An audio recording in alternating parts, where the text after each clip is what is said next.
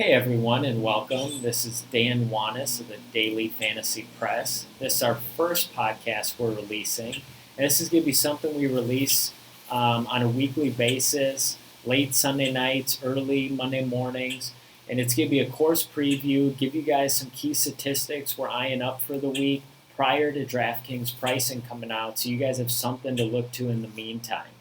Now, let's get into this week. We've got the 2017 Valspar Championship. It's played at Innisbrook Resort at Copperhead in Tampa Bay, Florida. So we're back on the Florida swing. It's a par 71 playing at 7,340 yards and was rated the seventh hardest course on tour last year. Now, in 2015, the course went through some restorations. Nothing with course layout or yardage had changed with these restorations. All that was done was some bunkers, added drainage, and same with the fairways, sloping to improve drainage. So you'll be hearing about this week, the restorations in 2015. It's nothing to worry about. We can still rely on course history as a key metric this week.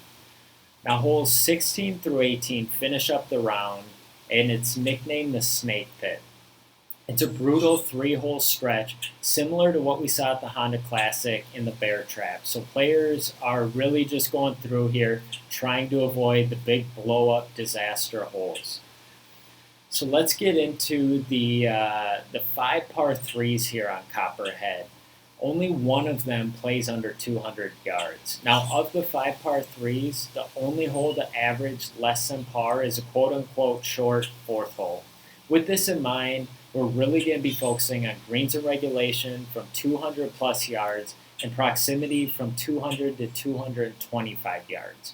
Now, the par fours throughout the Florida swing do not create as many birdie opportunities as we've been seeing in tournaments leading up to the Florida swing. So in Hawaii, California, TPC Scottsdale, you had plenty of par four scoring opportunities. This week, we don't see that. So we're not going to be weighting driving distance as heavily this week. It's going to be much more crucial to focus on greens and regulation, strokes gained, and tee to green. Now, the par 5 scoring is where I think it's going to be an opportunity this week. They're very long holes. Most of the players will be hitting the green in 3 shots. And with the weaker field this week, I think you're going to want to target the long hitters and GPPs in tournaments and save the ball strikers for your cash games. Now let's take a look at the Snake Pit. It's holes 16, 17, 18, like I've said. It ranks the 7th toughest 3-hole stretch just behind the Bear Trap at PGA National.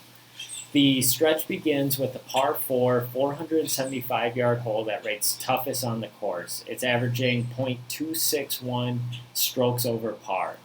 We then go to the 17th. It's a par 3, long 225-yard hole. And we finish up with the 445-yard par 4 that's uphill the entire way, and you have a really difficult sloping green once you reach it. So hole 16 is nicknamed the Moccasin. It's almost a mirror image of what we saw at the Bear Trap a few weeks ago. It's a dogleg right, water all along the right side.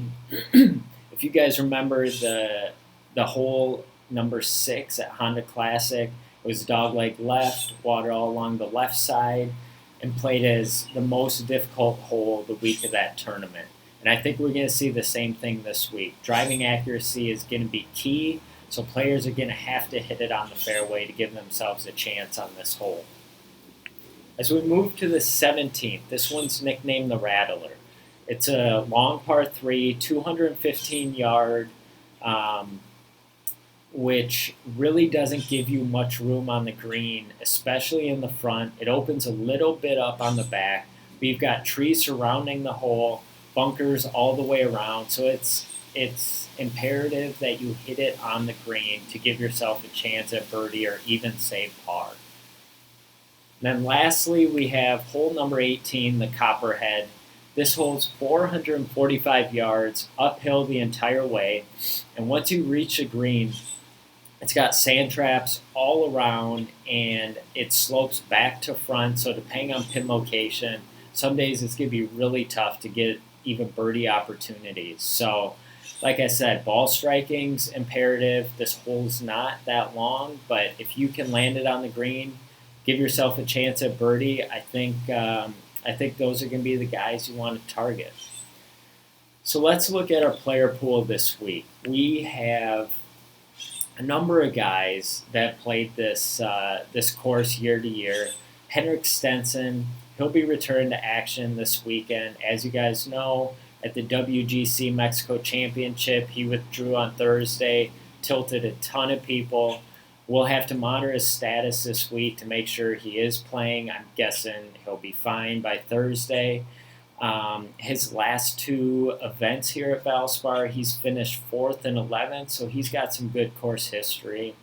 Matt Kuchar, he's made the cut each year, and he'll definitely be a cash staple this week. Very solid ball striker, consistent golfer. That's the type of guy you wanna eye up in your cash games. Charles Howell III, he's made the cut 6 of 7 tries with 3 straight top 15s at Valspar. Bill Haas, he's going to be looking for revenge last year after his playoff loss to Charles Schwartzel. Haas has been in good recent form. He played really well at Honda Classic just a few weeks ago. Jason Duffner, he's another guy that provides us with elite course history, and he's had 6 straight top 30 finishes and no missed cuts. So we love that about Jason Duffner. Luke Donald, a notable Florida import. He's fared well here at the Valspar Championship. He's just a course horse that's made 6 of 6 cuts, as well as an impressive stretch of 3 top 4 finishes from 2012 to 2014. Luke, he's returning to the number 1 golfer we once knew, and it's going to be interesting to see where he's priced at on DraftKings this week. Now, a few of the guys that have been really good recent form on the rise. First, we're leading off here with Graham DeLette.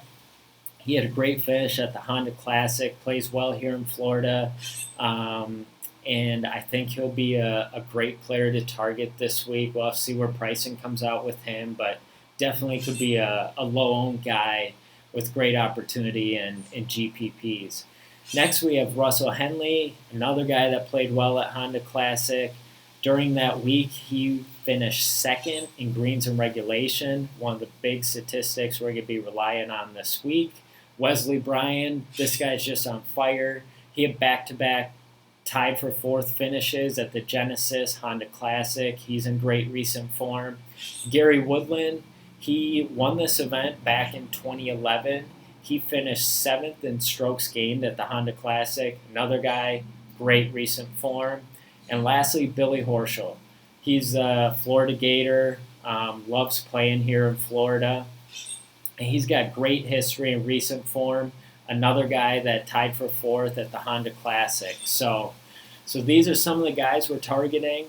Once DraftKings pricing does come out later Monday, we will be releasing another podcast with our plays of the week and some of the guys that really line up with our key metrics we're waiting on this week. So be sure to follow us on Twitter at Daily Fantasy Press. If you guys could subscribe our YouTube channel, we would definitely appreciate that as we're trying to grow here.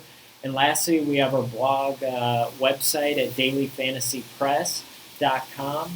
And if you guys could help us out with giving us a follow and tuning in week to week, we're going to provide you guys with the best content we can and look to give you guys some success here in golf. So looking forward to more podcasts on the way, and good luck this week.